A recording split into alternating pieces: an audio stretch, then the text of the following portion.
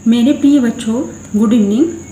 हम सूरदास जी के वात्सल रस के बाद भ्रमर गीत को पढ़ाने जा रहे हैं। साहित्य में उद्धव गोपी संवाद को भ्रमर गीत के नाम से जाना जाता है। भ्रमर गीत प्रसंग में एक ओर तो गोपिकाओं की विरह विकलता व्यंजित हुई है, दूसरी ओर गोपियों ने उद्धव को जली कटी सुनाकर के उनकी बोलती बंद कर दी है। भ्रमर गीत में ज्ञान और योग का खंडन तथा प्रेम और भक्ति का समर्थन किया गया है। भ्रमर गीत में सूरदास जी ने उस समय का वर्णन किया है जब श्री कृष्ण अपने गांव को छोड़ करके, वृंदावन को छोड़ करके मथुरा चले जाते हैं, तो उस समय गोपिकाओं की जो दशा होती है और भगवान श्री कृष्ण की जो दशा होती है, उस समय का सूरदास जी ने भ्रमर गीत में लिखा है। उद्धव मोहि ब्रज विसरत नहीं। उद्धव से जो है भगवान श्री कृष्ण क्या कहते हैं कि हे उद्धव, मुझसे ब्रज भूला नहीं जाता है।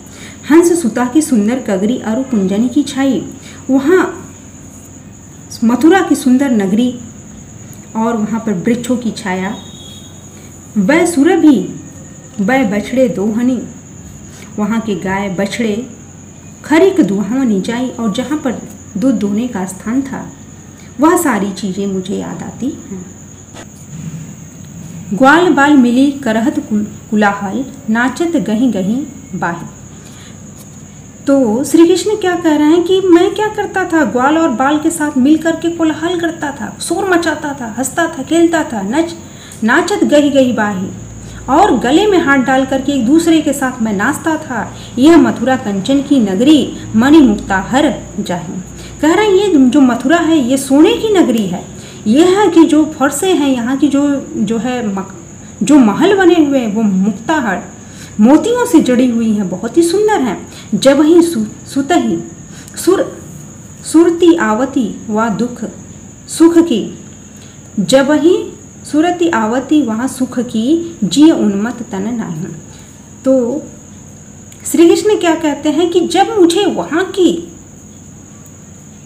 सुरती, वहाँ की जब मुझे याद आती है, वहाँ के सुख की जब मुझे याद आती है, तो जी उन्मत्त तन नाही, मेरा जी उमड़ने लगता और मेरा शरीर जो है अपने वश में नहीं रहता है। अनगन भांति करी बहुलीला, और मैं वहाँ क्या करता था, वृंदावन में अपने गांव में जो है अनेक प्रकार की लीलाएं किया करता था। जशोदा नंद निबाही और माता यशोदा और नंद जी जो है, मैं कितनी भी मैं शरारतें करता था, फिर भी वो लोग उसको बर्दाश्त करते थे।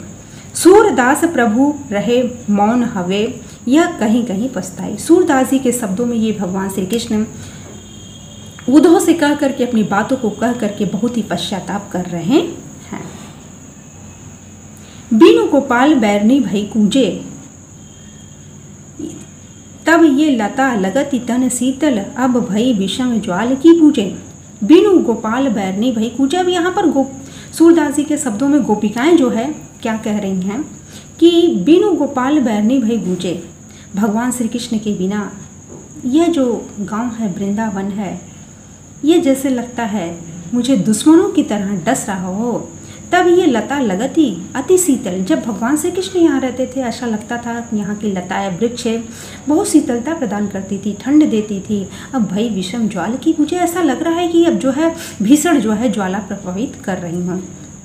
भृथा वहती जमुना, और जो है खग बोलत वृथा कमल फूलनी अली कूजे। कह रहे हैं कि अब जो है क्या लगता है कि यहाँ यमुना जो है, गंगा जी यमुना नदी व्यर्थ ही बह रही हैं।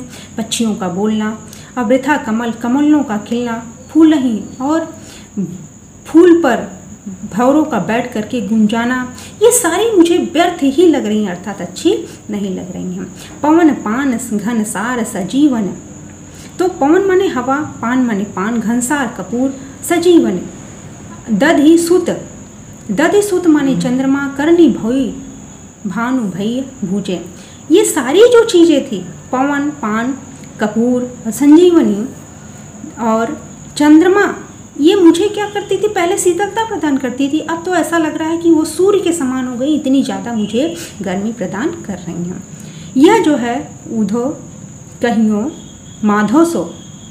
अब यहाँ पर गोपिकाएं जो है उद्धव से क्या कह रही है, हे उद्धव, माधव से जा कर के, भगवान श्री कृष्ण जा कर के ये कहिएगा, मदन मारी की नहीं हम लूजे। ऐसा लगता है कि कामदेव ने हम लोगों को मार करके एकदम लुंज पुंज कर दिया, अर्थात हम लोग शिथिल पड़ गए हैं, हमारे अंदर शरीर के अंदर कोई भी जो है ताकत नहीं है। सूरदास प्रभु तुम्हारे दरस को मग जोवत अखियाँ भई छूजे।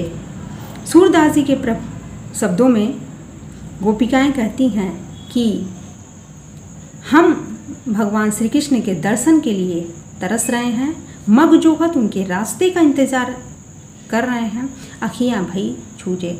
और आने के रास्ते को देख देख करके मेरी आँखों में भी छाइयाँ पड़ गई हैं। प्लीज़